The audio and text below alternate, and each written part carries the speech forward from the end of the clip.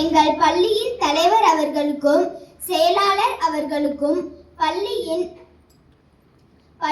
முதல்வர் மற்றும் பள்ளியின் துணை முதல்வர் அவர்களுக்கும் இங்கு கூடியிருக்கும் அவைக்கும் வணக்கத்தை தெரிவித்துக் கொண்டு இப்பட்டிமன்றத்தை துவங்குகிறோம். இன்று எல்லாருக்குள்ளும் அரசல் புரசலா ஒரு பேச்சு அடிபடுது. என்ன தெரியுமா? இந்த காலத்துல படிச்சு என்னையா செய்ய போறோம்? அவன் பாட பாக்குறதுக்கு ஒரு தொழில் செஞ்சா போதும், லட்சமா பணத்தை சம்பாதிக்கலாம். இன்னைக்கு படித்தவனை விட படிக்காதவன் தான் அதிகம் சம்பாதிக்கிறான்னு நான் சொல்லலப்பா, சபையில பேசிக்கிறாங்க. இப்படித்தான் சென்னையில ஒரு பெரிய கம்பெனியில இயந்திரங்களை வைத்து வேலை பார்த்து கொண்டிருக்கும் போது திடீர்னு ஒரு இயந்திரம் பழுதாகி விட்டது. அதை சரி செய்வதற்கு இன்ஜினியர்லாம் வந்து பார்க்கறாங்க. எதுவுமே முடியல. அந்த இயந்திரத்தில் பணிபுரியும் ஒரு தொழிலாளி வந்து அதில் என்ன பிரச்சனைன்னு பார்க்கறாரு. அதுல ஒரு சின்ன ஸ்க்ரூ தான் லூசா இருக்கு. அதை அவரே சரி பண்றாரு. இங்கு படிப்பு கை கொடுக்கல, அந்த தொழிலாளியின் அனுபவம் தான் கை கொடுத்துச்சு. இந்த இடத்துலதான் ஒரு கேள்வி வருது.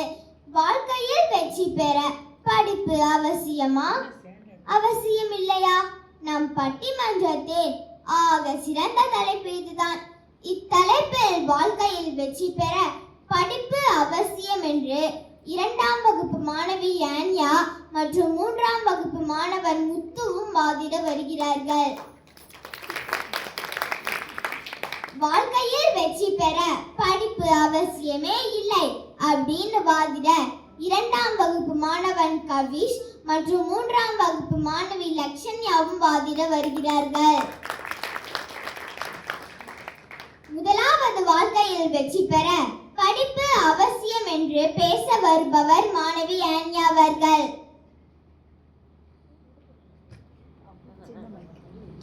அவைக்கு வணக்கம். ஏங்க நாம இப்ப ஏன் உலகத்துல இருக்கோங்க?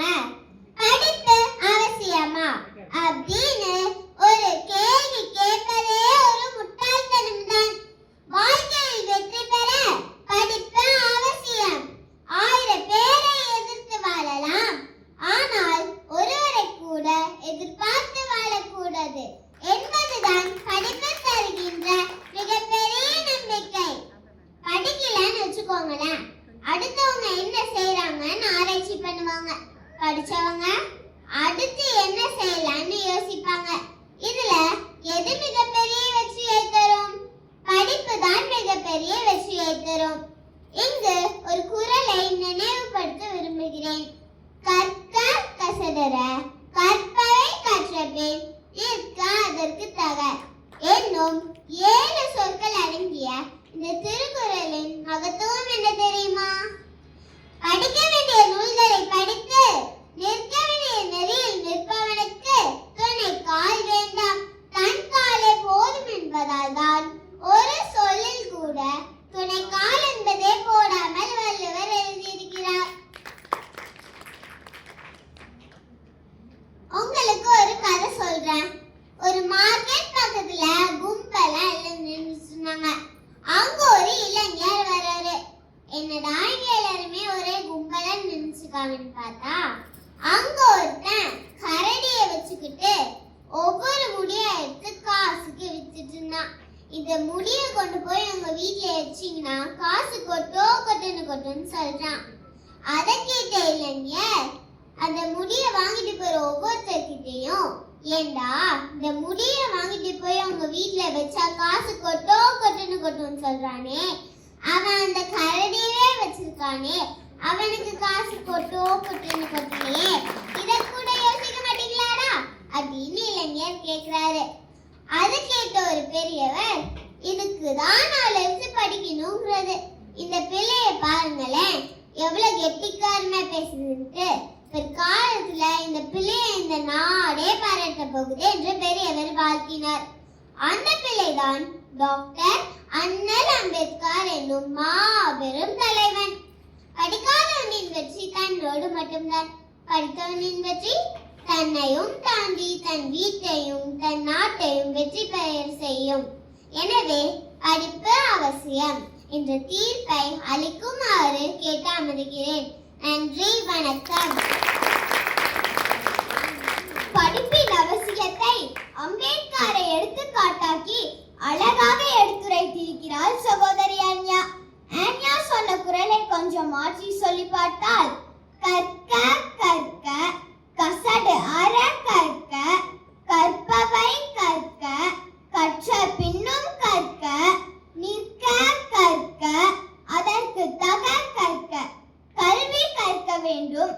ஏன் கற்க வேண்டும், எதற்காக கற்க வேண்டும், எப்படி கற்க வேண்டும் என்பதற்கான சரியான எடுத்துக்காட்டு குரல் இதுதான்.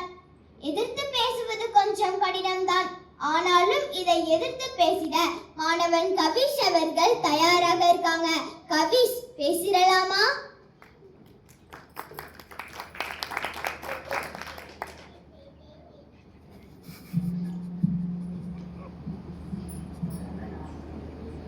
அனைவருக்கும் வணக்கம்.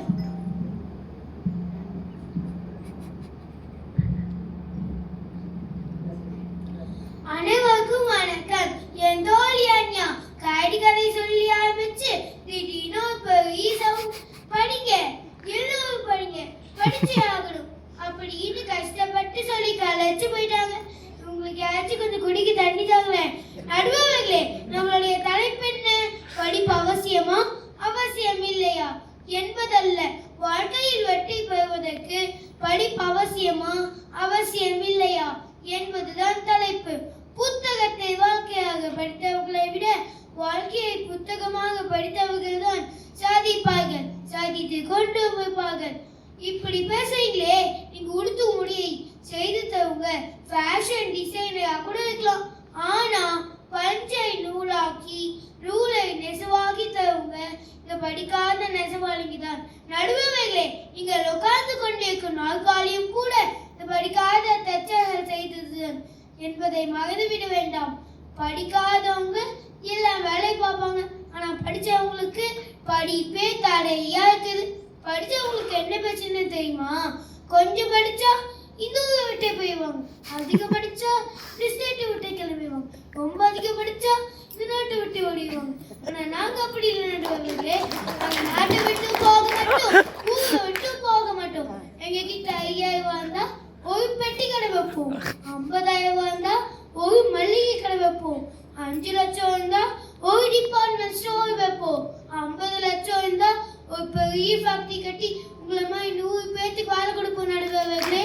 அது மட்டும் இல்ல, மாசம் ஒன்னே.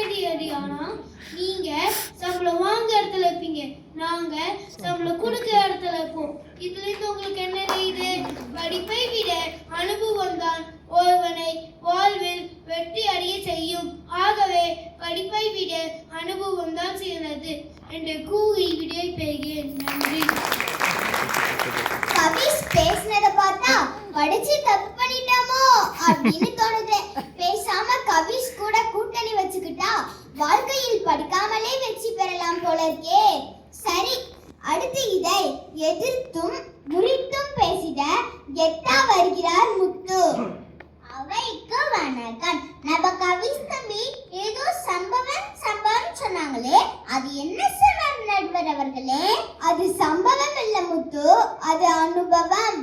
ஓஹோ, அனுபவமா? அனுபவம் இருக்கிறதுக்காக யார் வேண்டனாலும் என்ன வேண்டனாலும் இன்னைக்கே பண்ணிட முடியுமா? படிக்காத ஒருவன் போய் நான் தான் தினமும் வயலில் தண்ணி பாய்ச்சுகிறேனே, மோட்டார்ல பிரச்சனைனா என்ன, நானே சால்வ் பண்றேன்னு கைய வச்சா கிச்சாங்கிற மாதிரி ஒரு பக்கம் எல்லாம் கறி பெய்யா கிடக்கு நடுவர் அவர்களே. அந்தந்த துறையில் படித்தார்கள் தான் அந்தந்த வேலையை பார்க்கணும்னு சொல்லி தரதே இந்த படிப்பு தான். இப்ப பெரிய பிசினஸ் பண்ணி லட்சமா சம்பாதித்து என்ன பண்ண போறோம்? லட்சத்துக்கு எத்தனை சைபர் தெரியுதுன்னா ஒரு கையெழுத்துல லட்சாதிபதி கூட பிச்சாதிபதியாக எவ்வளவு நேரமாக போகுது? படித்தவர்கள் மட்டும்தான் தன் வீட்டையும் தன் நாட்டையும் முன்னேற்ற பதில் நடத்தி செல்ல முடியும் என்று யார் சொன்னது? நம் காமராஜர் ஐயா படிக்கவில்லை தான். அதற்காக இதை பார் தம்பி, நானும் படிக்கல, நீங்களும் படிக்காதீங்க, எல்லாரும் என் பின்னாடியே வாங்கன்னு சொல்லி இருந்தா இத்தனை பள்ளிக்கூடங்களையும் மதிய உணவு திட்டத்தை பற்றி நாம் மறந்திருக்க முடியுமா நண்பர் அவர்களே? நாம் தான் படிக்கவில்லை. நம் நாட்டு மக்கள் அனைவரும் கல்வியை பெற்றுக்கொள்ள வேண்டும் என்று கல்வியின் அவசியத்தை உணர்ந்த காமராஜர் கல்விக்காக பலவேறு திட்டங்களை ஏற்படுத்தினார் என்பதில் எல்லாரும் மையமில்லை. எனவே வாழ்க்கையில் வெற்றி பெற படிப்பு அவசியம் அவசியம் என்று நல்ல தீர்ப்பை அளிக்குமாறு கேட்டுக்கொண்டு என் உரையை முடிக்கிறேன். நன்றி. முத்து பேசினதை பார்த்தா ஏதோ மேஜிக் பண்ணது மாதிரி இல்ல. படிக்காம மோசம் போக பார்த்தோமாப்பா. இனி பொறுப்பதில்லை, படிச்சே ஆக வேண்டும்னு ஒரு உற்சாகம் பிறந்திருக்கு. சரி, அடுத்து நம் லக்ஷன்யா அவர்கள் இதை எப்படி சமாளிக்கிறாங்கன்னு பாப்போம்.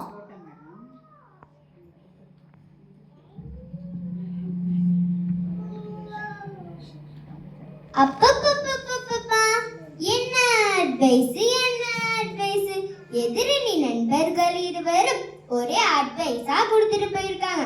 அட்வைஸ்ன்றது வேப்ல மாதிரி பிச்சு கொடுக்கறது ரொம்ப ஈஸி நடுவர் அவர்களே. மென்னு திங்கிறது தான் ரொம்ப ரொம்ப கஷ்டம். உங்க படிப்பும் அதை தான் பண்ணிட்டு இருக்கு. அட்வைஸ் தான் பண்ணிட்டு இருக்குது ஒழிய வாழ்க்கைக்கு உரிய வழியா சொல்லல. வக்கீலுக்கு எதுக்கு படிக்கிறாங்க நடுவர் அவர்களே?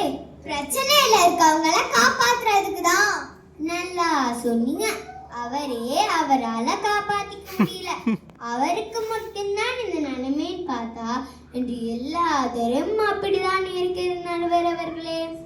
எலக்ட்ரானிக் இன்ஜினியரிங் படிச்சிருப்பாங்க, ஒரு டியூப் லைட்டை கூட கழட்டி மாட்ட தெரியாது.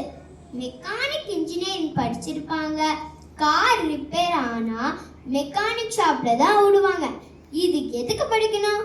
இன்னும் சொல்லட்டுமா, வருஷத்துக்கு தமிழ்நாட்டுல 2 லட்சத்துக்கும் அதிகமான பேரு இன்ஜினியரிங் படிச்சுட்டு வெளியில வராங்க. ஆனா நம்ம ஹெலிகாப்டர் வாங்கணும்னா இன்னும் இட்டாலிக்கு தான் போயிட்டு இருக்கோம்னா என்ன படிப்பை படிச்சிருக்காங்க? அவங்க படிப்பு ஒரு ஏட்டு சுரைக்காய் போலதான், ஒரு அனுபவத்தையும் சொல்லிக் கொடுக்கவில்லை. எழுத்து படிச்சு அறியாதவன் உழுது உழைச்சு எல்லாத்துக்கும் சோறு போடுறான். எல்லாம் படிச்சவன் ஏதேதோ பேசி நாட்டையே கூறு போடுறான். படிக்காதவன் சோறு போடுறான், படிச்சவன் கூறு போடுறான் என்று சொன்னாரு பட்டுக்கோட்டையார். சொல்ல போனால் மனிதர்கள் கற்றுத்தரும் பாடத்தை எந்த அனுபவம் சொல்லித்தர முடியாது. அனுபவம் சொல்லித்தரும் பாடத்தை 1000 ஆசிரியர்கள் செய்தா கூட சொல்லித்தர முடியாது. எனவே வெற்றி பெற படிப்பு அவசியம் இல்லை என்று தீர்ப்பு அளிக்குமாறு என் வாதத்தை நிறைவு செய்கிறேன். நன்றி, வணக்கம். லட்சணா ரொம்ப நல்லா லட்சணமா பேசியிருக்கா. மாணவர்களே, இந்த தலைமுறை சிந்திக்க வேண்டிய தலைப்பு தான் இது. இந்த பக்கம் இருப்பவர்கள் படிப்பு வேணும் என்று பேசியிருக்காங்க. இந்த பக்கம் இருப்பவர்கள் படிப்பு அவசியம் இல்லை, அனுபவமே போதும் என்று பேசியிருக்காங்க. நான் நடுவராய் இதையும் கேட்கின்றேன். நான் நிறுத்தித்தான் சொல்லணும். தம்பி முத்து பேசும் பொழுது எனக்கு கூட காமராஜர் ஐயாவின் சம்பவம் ஒரு நினைவுக்கு வந்தது. காமராஜர் ஐயா முதல்வராக இருக்கும் பொழுது ஒரு பெண் வந்து காமராஜரிடம் தாம் நல்ல மதிப்பெண் வாங்கியிருப்பதாகவும் எனக்கு கல்லூரியில் சீட் கிடைக்கவில்லை என்று சொல்லி வருத்தப்பட்டாராம். காமராஜர் ஐயா சம்பந்தப்பட்டவர்களை கூப்பிட்டு கேட்க, அதற்கு அந்த கல்லூரி முதல்வர் 12 பேருக்கு மட்டும்தான் லேப் வசதி இருப்பதாகவும் 13வது ஒரு பெண்ணை சேர்க்க இயலாது என்று சொன்னாராம். காமராஜருடனே உங்கள் வீட்டில் எத்தனை பேருக்கு சமைப்பீர்கள் என்று கேட்க 4 பேருக்கு என்று சொல்ல, இன்னும் 4 பேர் வந்தால் என்ன செய்வீர்கள்? அதற்கு அந்த கல்லூரி முதல்வர், இல்லை, ஒரு முறை சாதம் செய்த பாத்திரத்திலே இன்னொரு முறையும் செய்வோம் என்று சொல்ல, அதையே ஏன் கல்லூரியிலும் செய்யக்கூடாது? 3:30 கல்லூரி முடித்ததும் இன்னும் 12 பேருக்கு அதே லேபை பயன்படுத்தலாமே. அப்படி பிறந்ததுதான் மாலை கல்லூரி, ஈவினிங் காலேஜ். படிக்காதவரின் அனுபவம் மிக பெரிய ஆயுதம் என்பது இந்நிகழ்ச்சியில் வெளிப்படுகிறது அல்லவா? படிக்காதவன் எல்லாம் வாழ்க்கையில் வெற்றி பெற்று விடுவான் என்று சொல்ல முடியாது. படித்தவர் எல்லாம் வாழ்க்கையில் வெற்றி பெறவும் முடியாது. அப்போ அதுவும் முடியாது, இதுவும் முடியாது. புத்தியுள்ள மனிதரெல்லாம் வெற்றி காண்பதில்லை. வெற்றி பெற்ற மனிதரெல்லாம் புத்திசாலி இல்லை, புத்திசாலி இல்லை. நானும் பாடுவேன், நீங்களும் பாடுவீங்க. பாடுறதுனால நம்மள இளையராஜா ஆயிட முடியுமா? பள்ளி படிப்பை பாதியிலேயே விட்ட ஏஆர் ரஹ்மானுக்கு ஆஸ்கார் விருது கிடைத்தது. அதனால் பள்ளி படிப்பை பாதியிலேயே விட்டவர்கள் எல்லாம் வாங்க வாங்க உங்களுக்கு விருது தரோம்னு கூப்பிட முடியுமா? படிக்காதவன் வெற்றி பெறுவது ஒரு ஆக்சிடென்ட் மாதிரிங்க. சில பேர்த்துக்கு மட்டும்தான் அது நடக்கும். மீதி இருக்கும் 99 விழுக்காடு மனிதர்களும் முறையாக படித்தால்தான் வாழ்க்கையில் வெற்றி பெற முடியும். இந்த வெற்றியை நோக்கி நகர வேண்டும் என்றால் என் அருமை மாணவரே, காலையில் படி, கடும்பகல் படி, மாலை இரவு பொருள்படு படி படி. படிப்பை மறந்து விடாதீர்கள். படிப்புதான் நம்மை ஆளாக்கும், நம் வாழ்க்கையை செழிப்பாக்கும். எனவே படிங்க படிங்க படிங்க என்று கூறி மன்றத்தை நிறைவு செய்கிறேன். நன்றி.